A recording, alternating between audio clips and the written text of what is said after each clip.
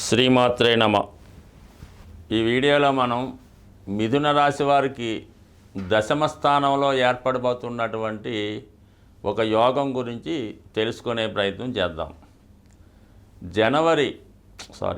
మార్చి 29వ తారీఖున భాగ్యస్థానంలో ఉన్నటువంటి శని భగవానుడు దశమ స్థానంలోకి ప్రవేశిస్తూ అక్కడ ఉన్నటువంటి రాహుగ్రహంతో మే 18వ తారీఖు వరకు కలిసి ప్రయాణం చేయడం జరుగుతూ ఉంటుంది. అంటే మనకు సుమారుగా ఒక 50 రోజుల పాటు మిథున రాశి వారికి దశమ స్థానంలో ఈ రాహువు మరియు శని భగవానుల యొక్క కలయిక ఏర్పడబోతుంది. ఇది రాజ్యస్థానంలో ఏర్పడడం వల్ల మరి రెండు గ్రహాలు కూడా భాగ్యాధిపతులుగా రాజ్యస్థానంలోకి రావడం వల్ల మరి జాతకుడికి అనూహ్యంగా ఒకేసారి వృత్తిలో అభివృద్ధి రావడం జరుగుతూ ఉంటుంది. అభివృద్ధితో పాటు హోదా కూడా పెరిగే అవకాశం ఉంది. అంటే మామూలుగా మీరు ఇప్పటి వరకు ఒక 40%లో వర్క్ చేస్తుంటే అది 80% దాకా మారే అవకాశం ఉంటుంది. అలాగే మీ యొక్క స్కిల్స్ కూడా చాలా విపరీతంగా పెరిగి ఇది వరకు ఎవరు సాధించలేనటువంటి ప్రగతిని మీరు వృత్తిలో సాధించే అవకాశం ఉంది. అది భావి తరాల వారికి ఉపయోగపడే విధంగా మీ యొక్క అభివృద్ధి కానీ మీ యొక్క సృష్టి కానీ ఉండే అవకాశం ఉంది. ఎందుకంటే ఎప్పుడైనా ఒక గ్రహానికి ఇంకొక గ్రహం తోడైనప్పుడు ఆ రెండు ఒకే కోవకి చెంది ఉండి మిత్రగ్రహాలైనప్పుడు ఆ భావం యొక్క ఫలితాలు జాతకుడికి చాలా విపరీతంగా ఇవ్వడం జరుగుతూ ఉంటుంది. అయితే పాపగ్రహాలు ఇచ్చినటువంటి ఫలితం కొద్దిగా కష్టంగా ఉన్నప్పటికీ కూడా దాని ఫలితం కూడా ఆ విధంగానే చాలా ఎక్కువగా ఉండదు. అదే శుభగ్రహాలు ఇచ్చే ఫలితం చాలా సున్నితంగా ఉంటుంది. అది స్మూత్గానే వెళ్తుంది. పెద్దగా ఏమీ ఇబ్బంది ఉండదు. పెద్దగా దానివల్ల కలిసి వచ్చేది కూడా ఉండదు. బట్ ఇది ఈ ఒకటి విదేశ గ్రహం రాహు అవటం వల్ల స్వదేశ గ్రహం లాంటిది శని భగవానుడు రెండు కూడా మీకు మీలో ఉన్నటువంటి టాలెంట్కి అనూహ్యంగా పెరిగి మంచి గుర్తింపు రావడం జరుగుతూ ఉంటుంది. అంటే ఫర్ ది సేమ్ టైం మీకు ఉన్నటువంటి టాలెంట్ కన్నా ఇతరులు మిమ్మల్ని బాగా ఎక్కువ గుర్తిస్తుంటారు అన్నమాట. మీకు ఏదో కొద్దిపాటి పరిజ్ఞానం ఏదైనా శాస్త్రంలో ఉంటే అది మీ యొక్క ప్రజెంటేషన్ వల్ల వృత్తిలో దాన్ని ప్రజెంట్ చేయడం వల్ల మిగతా వాళ్ళంతా కూడా మీరు చాలా గొప్ప పండితుడని అన్ని విషయాలు మీకు బాగా తెలిసని అనుకొని మిమ్మల్ని ఆ విధంగా అందలం ఎక్కించే అవకాశం ఉంటుంది. దానికి అదనంగానే మీరు పొందే రెమ్యునేషన్ అనొచ్చు, వేతనం అనవచ్చు, దక్షిణ అనొచ్చు, అది కూడా అంత భారీగానే ఉండడం జరుగుతుంటుంది అన్నమాట. ఏదైనా మీ యొక్క అదృష్టం మారుతూ ఉంటుంది ఈ రెండు గ్రహాలు దశమ స్థానంలో రావడం వల్ల. అయితే ఈ అభివృద్ధి టెంపరీగా ఉండే అవకాశం ఉంది. అంటే ఒకేసారి టెంపరీగా పెద్ద పొజిషన్లోకి వెళ్ళి ఏదో కొన్నాళ్ళు ఉండి మళ్ళీ ఆటోమేటిక్గా మామూలు స్థాయికి రావడం జరుగుతుంటుంది. ఇది చాలా సందర్భాల్లో మీరు గమనించే ఉంటారు. ఒక్కొక్క వ్యక్తి సడన్గా నేమ్ రావడం, కొన్నాళ్ళు దాన్ని బాగా పాపులర్ అవ్వడం, ఆటోమేటిక్గా వాళ్ళు ఎక్కడున్నారో కూడా తెలియదు అన్నమాట. ఆ విధమైనటువంటి అభివృద్ధి ఈ రాబోయే మార్చి 29వ తారీఖు నుంచి మే 18వ తారీఖు మధ్యలో మిథున రాశి వారికి రాబోతుంది. సో ఇది వారు ఏ విధంగా ఉపయోగించుకుంటే మంచిగా ఉపయోగించుకుంటే కీర్తి శాశ్వతంగా ఉంటుంది. అంటే వచ్చిన పదవిలోనే పర్మనెంట్గా ఉండిపోతారు.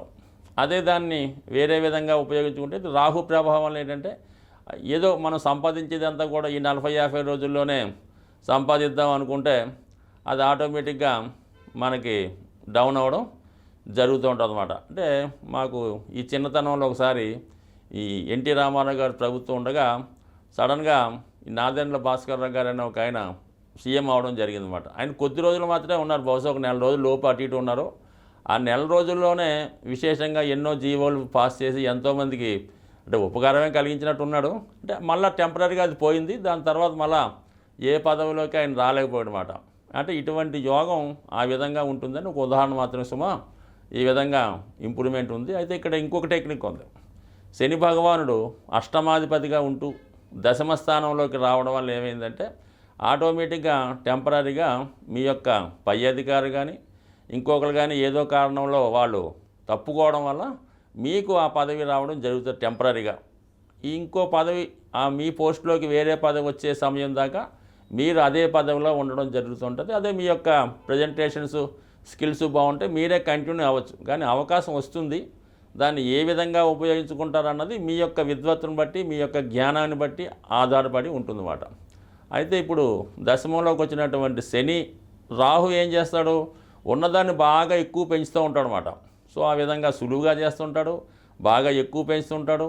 ఈ విధంగా దాన్ని ఈ రెండు గ్రహాలు కూడా ఖచ్చితంగా జాతకుడు ఉపయోగించుకుంటే ఇంప్రూవ్మెంట్ ఉంది. మరి కొంతమందికి అక్కడ అంత అవకాశం లేని వాళ్ళు, అంతగా ఇంప్రూవ్మెంట్ రాని వాళ్ళు వేరే జాబ్లోకి ప్రయత్నం చేస్తే అనూహ్యంగా మీరు ప్రస్తుతం ఉన్నదానికన్నా రెట్టింపు వేతనంతో వేరే సంస్థలోకి కూడా మారే అవకాశం ఉంటుంది. అయితే ఇక్కడ ఇంకో టెక్నిక్ ఉన్నది. ఏదో మన టాలెంట్కి ఏదో వేరే ఉద్యోగం వస్తుందిలే అని ముందు ఉద్యోగాన్ని వదిలేస్తే మాత్రం అది చాలా గ్యాప్ పెరుగుతుంది. కాబట్టి కొత్త ఉద్యోగం చూసుకొని పాత ఉద్యోగం మారవలసి ఉంటుంది. ఇలాగ ఉద్యోగపరమైన చేంజ్ ఉంది, సడన్గా వచ్చే అభివృద్ధి కూడా ఉంది. సో అలాగే మరి అష్టమాధిపతి దశమస్థానం మీనరాశి ఏమైంది, మన మిథున రాశి వారికి సహజ 12వ స్థానమే 10వ స్థానం అయింది. కాబట్టి ఎట్టి పరిస్థితుల్లో కూడా మిథున రాశి మిథున లగ్నం వారు సొంత ప్రాంతంలో, సొంత రాష్ట్రంలో ఎట్టి పరిస్థితుల్లో కూడా అభివృద్ధి చెందలేరు. అంటే వాళ్ళ పేరెంట్స్ ఎక్కడైతే ఉంటారో, వీళ్ళు డిగ్రీ ఎక్కడ పూర్తి చేస్తారో ఆ ప్రాంతం విడిచిపెట్టిన తర్వాత మాత్రమే వాళ్ళ అభివృద్ధి ప్రారంభమవుతుంది తప్ప అదే ప్రాంతంలో ఉన్నంత వరకు కూడా ఏదో సాధారణంగా నడుస్తూ ఉంటుంది 40-30 వేలతో. అదే వీరు ప్లేస్ మారితే 100% ఇంప్రూవ్మెంట్ రావడం జరుగుతుంటుంది.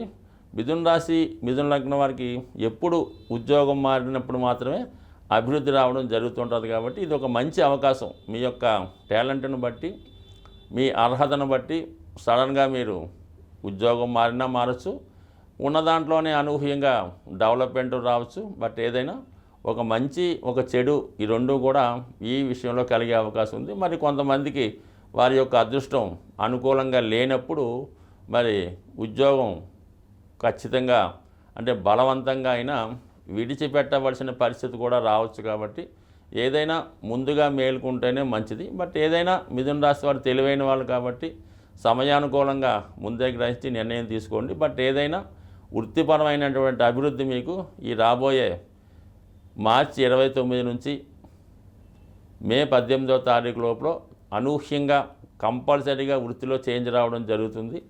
దీనికి తగినటువంటి పరిష్కారం కూడా చేసుకుంటే సామరస్యంగా వెళ్ళే అవకాశం ఉంటుంది. ఏదైనా మనకి జ్యోతిష శాస్త్ర ప్రకారం గ్రహాలు యొక్క స్థితి మనకి అనుకూలంగా లేనప్పుడు గ్రహాలకి సంబంధించినటువంటి పరిహారాలు చేసుకోవడం జరుగుతూ ఉంటుంది.